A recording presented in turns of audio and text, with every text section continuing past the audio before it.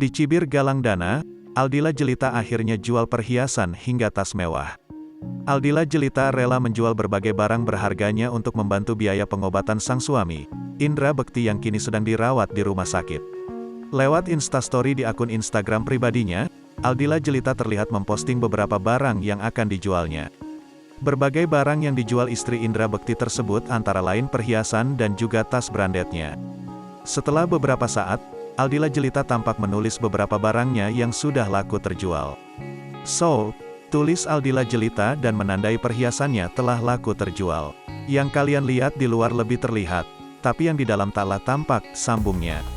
Kemudian, perempuan berusia 36 tahun ini menuliskan semangat untuk dirinya dan sang suami. "Kita bisa sayang," tulis Aldila Jelita. Ibu 3 anak itu pun mengucapkan terima kasih pada sosok yang telah membeli perhiasannya tersebut. "Makasih dermawan yang telah membeli perhiasanku yang tiada bernilai ini tapi bernilai untuk suamiku @Indra Bekti," terangnya. Dalam unggahan lainnya, Aldila Jelita juga memperlihatkan tas brandednya laku terjual. Seperti unggahan sebelumnya, istri Indra Bekti mengucapkan terima kasih kembali pada sosok pembelinya. "Sold," tulisan dalam foto tas mewah itu. "Thank you kalian yang terbaik, demi suami tercinta semangat sehat," ungkap Aldila Jelita.